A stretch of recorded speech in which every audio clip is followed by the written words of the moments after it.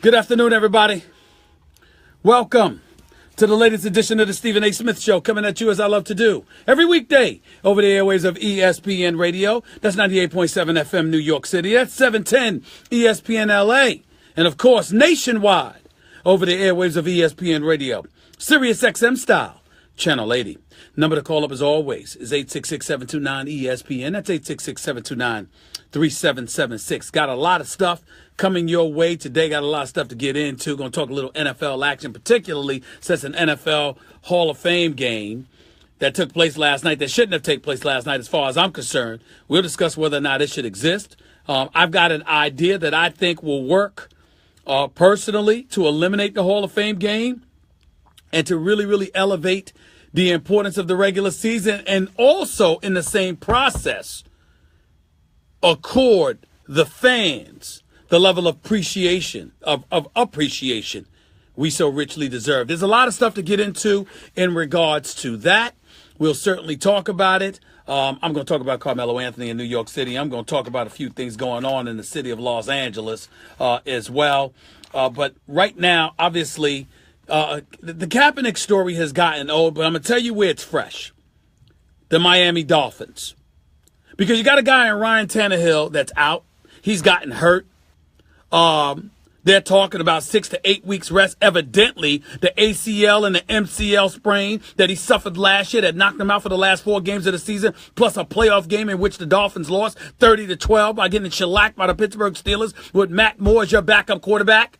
You would think that Ryan Tannehill, in the midst of a $95 million contract, would understand the urgency of the moment. You would think the Miami Dolphins would get it. As a result, force him to have surgery, thereby jeopardizing the early part of the season, but nevertheless making sure that he's ready for when games really, really count as the 2017 NFL season progressed. They did not do that.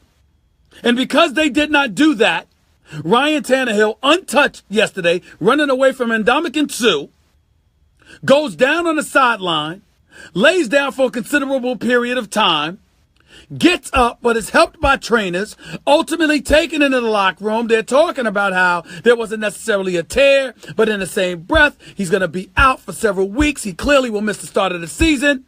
And not only that, the entire 2017 season happens to officially be in a world of jeopardy. And because that's the reality, and you know Matt Moore, who's a savvy veteran, worthy of being a backup on somebody else's roster, can fill in because he knows the system, spearheaded by Adam Gase, the head coach, and all of that stuff. The belief is that because of that, what we have is a situation where Matt Moore can be our quarterback, but in the same breath, let's be clear, even though he could be our quarterback, we might need to go out and get Colin Kaepernick. We've got Malcolm Jenkins of the Philadelphia Eagles saying that owners in this league, anybody who wouldn't want to sign Colin Kaepernick, are nothing but a bunch of cowards. We had Richard Sherman and Michael Bennett for the Seahawks speaking out against those owners in the league, executives in the league, that is, who would not be proponents of bringing Colin Kaepernick on their squad. And although I agree with them, although I wouldn't label owners cowards, I would call them soulless businessmen, not necessarily cowards. They're about their bottom line. They're about making money. It's not that they're afraid, per se, of a public outcry. They're afraid of it affecting their wallets. And as far as I'm concerned, that's business. Any businessman, I don't care who you are, if you're fearful that something's going to affect and drastically influence your bottom line, particularly in a negative fashion, you're not going to be inclined to do it.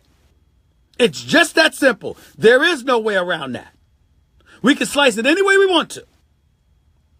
Adrian Peterson gets in trouble with the Minnesota Vikings. They didn't do much. They didn't want to let go of that boy. But when sponsors started backing out or threatening to back out, suddenly he was on the commissioner's exempt list, getting paid but still out for the season. This is the way it goes. Ray Rice, even though he only averaged 3 yards a carry his last season, still was 27 years of age and had his whole future ahead of him. What happened? Folks started talking about how it's problematic to have him on your squad. What happened? He wasn't anywhere to be found. It's the real world, ladies and gentlemen. You can slice it any way you want to. It's the real world. Ain't no getting around it. And if Colin Kaepernick is going to affect people's bottom line, they're going to be a bit reluctant. Now, you've got people talking about how Adam Gase is the head coach. And because of that, Jay Cutler for Fox Sports, about to be an announcer for Fox Sports. Maybe he'll go back and play for Adam Gase. He'll be interested because his best year was with Adam Gase as the offensive coordinator in Chicago. Passed for over 3,600 yards. Had 21 touchdowns, just 11 interceptions 2 years ago. Had a QBR of 65. Very, very impressive numbers. I say people who have faith in Jay Cutler need to be drug tested. I'm being real. And I'm not casting aspersions on any other network or the people who work for them.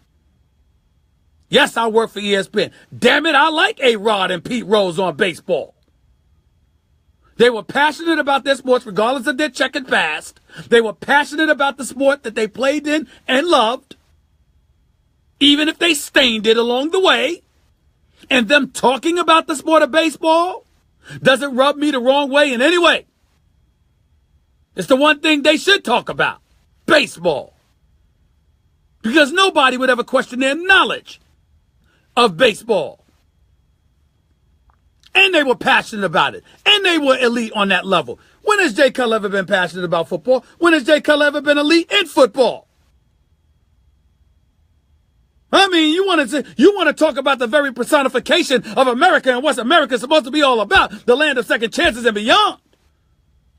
And somehow, some way, people finding ways to make money for themselves.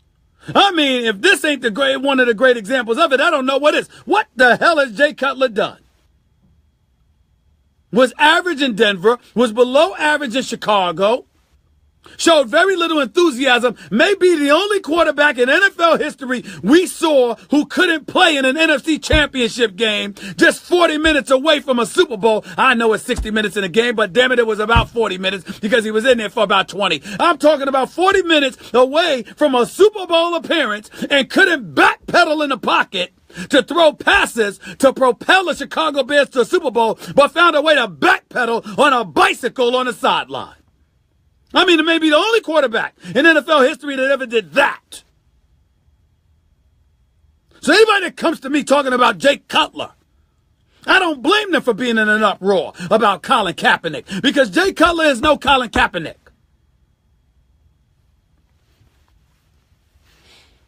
However,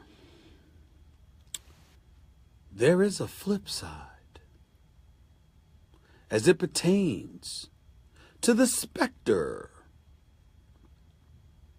of Colin Kaepernick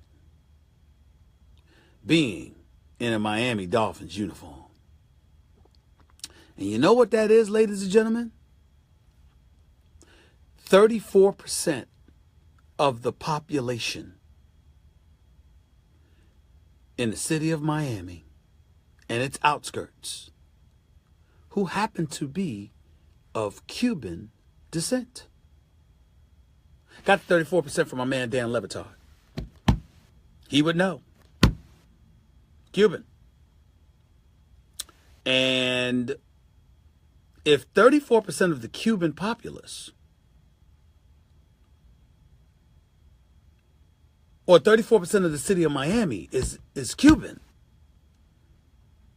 well, this same Colin Kaepernick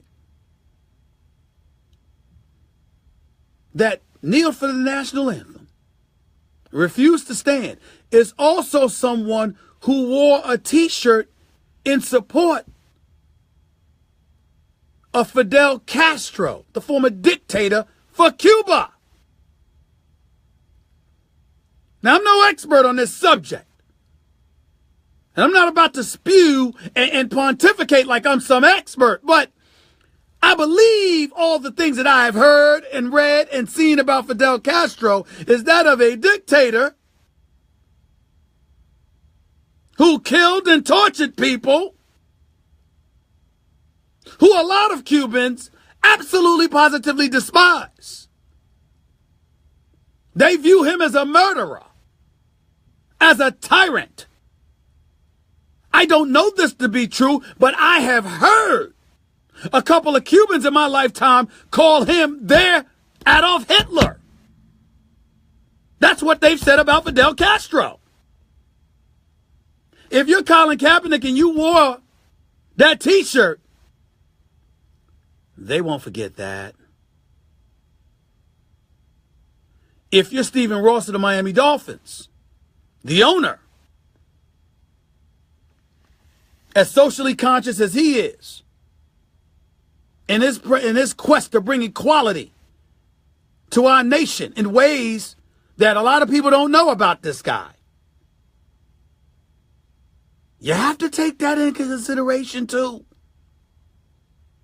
And if you got to think about all of that, then you find yourself asking that age-old question about Colin Kaepernick, at least over the last year, and that is he worth it?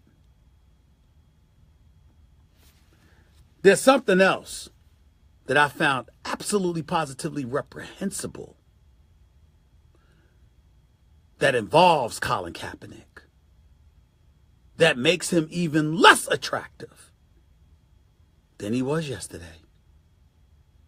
I'll explain exactly what that is after the break. You are listening live to the Stephen A. Smith Show on ESPN Radio.